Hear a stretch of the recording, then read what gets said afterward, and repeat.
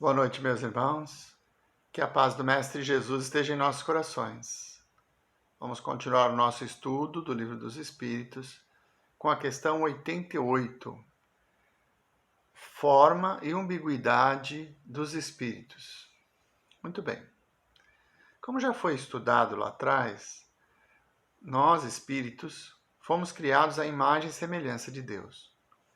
Mas ainda não temos a liberdade de conhecer essa intimidade de Deus, de conhecer o seu princípio. Nos faltam sentidos.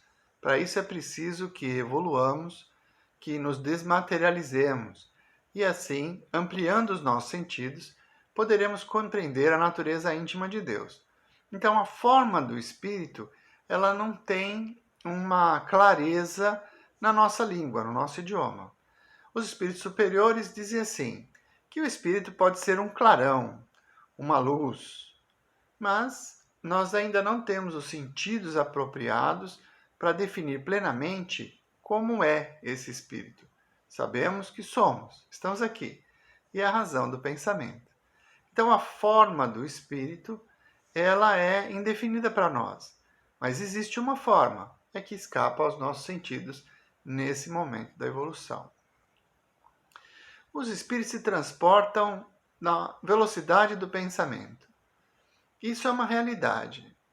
Nós, analisando algumas obras espíritas, em especial o livro Nosso Lar, nós temos algumas descrições, né, de que espíritos estão dentro da colônia e vão de um lado para o outro usando o aérobus.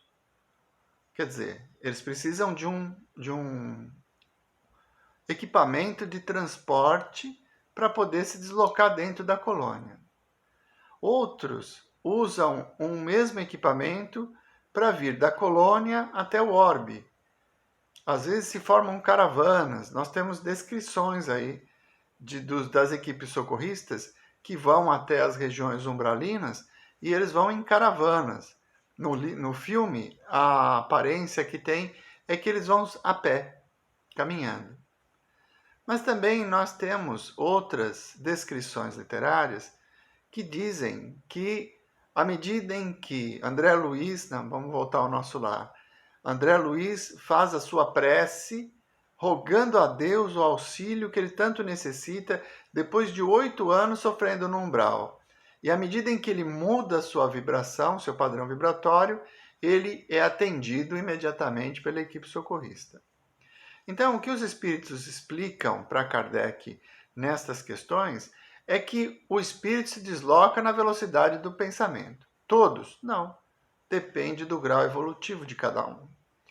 Então, nós vamos adquirindo essa capacidade de nos locomovermos à medida em que nós vamos nos depurando e nos tornando espíritos mais puros, mais senhores dos nossos sentidos, e essa relação que existe entre imperfeição e perfeição está diretamente ligada à nossa capacidade de amar. Então, quanto mais nós nos aproximarmos do Evangelho, da caridade, do amor ao próximo, menos matéria vai estar nos impedindo de nos locomovermos. Porque pensem bem, se um espírito perverso, que ainda está endurecido pelo mal, tivesse essa mesma liberdade de estar em todos os lugares, como seria, né?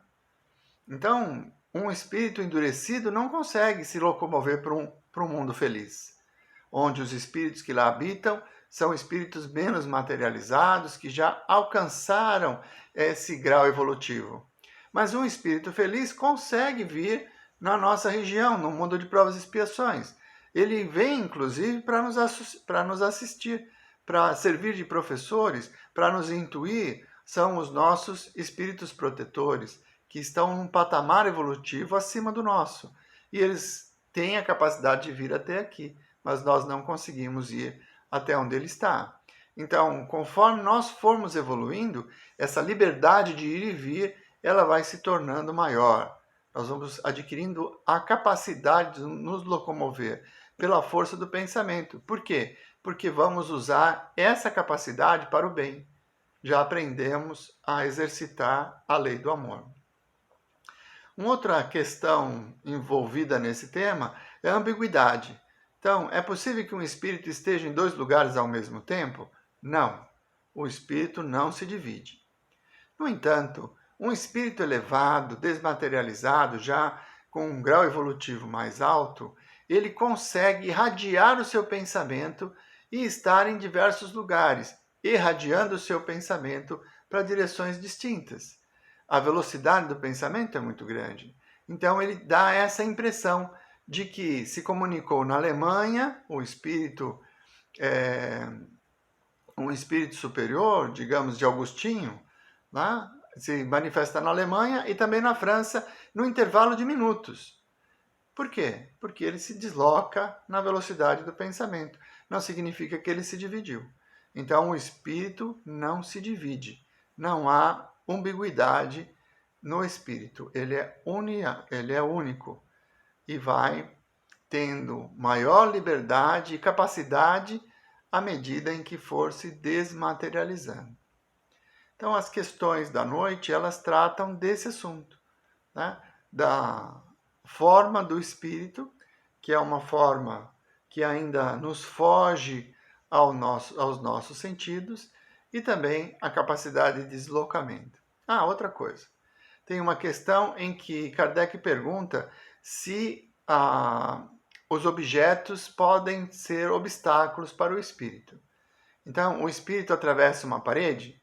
Sim, o espírito atravessa a parede, porque ele está num plano diferente. A parede não é obstáculo para ele. Todos? Não. Nem todos. Por quê? É preciso que o espírito saiba disso, que ele tenha essa plena convicção. Não existem algumas instruções ou superstições que dizem que o sal grosso afasta espíritos inferiores? Então, tem até algumas igrejas evangélicas, né, que costumam jogar sal grosso para afastar os maus espíritos, os demônios, né? Então, o sal grosso, ele tem uma propriedade especial que vai impedir o espírito de adentrar em algum ambiente? Não. Mas se o espírito acreditar que aquelas vibrações do sal grosso vão impedi-lo, ele não consegue passar. Então, tudo está relacionado com a capacidade e o conhecimento do ser. Todos os espíritos podem atravessar a parede, mas nem todos sabem disso. Nem todos têm essa convicção de que são capazes. Então, a matéria não é obstáculo para o espírito. Ele está livre para ir e vir. Mas alguns se detêm diante de obstáculos. Por quê? Porque não evoluiu o suficiente para ter este conhecimento. Basicamente, são esses os assuntos abordados a partir da questão 88, que trata desse tema, forma e ambiguidade dos espíritos. Eu espero que vocês tenham tirado suas dúvidas, e se houver alguma dúvida, eu estou à disposição. É só mandar a pergunta ou a dúvida e nós vamos procurar esclarecer.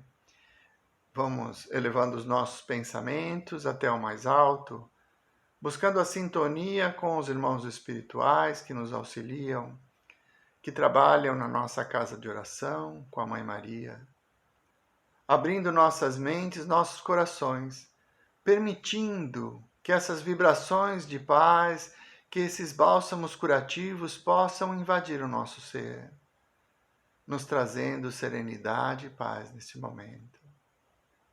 Mestre Jesus, vós que sois todo poder e bondade, derramai vossas bênçãos sobre todos nós, Senhor, que possam ser retirados todos os fluidos impuros, que possam ser retirados em vosso nome, nos trazendo serenidade, equilíbrio. E se for da vossa vontade, Senhor, que possamos encontrar a cura para os nossos males, o alívio para as nossas aflições, e caminhar na vida seguros de que estais conosco, nos sustentando, nos intuindo, para que encontremos o melhor caminho.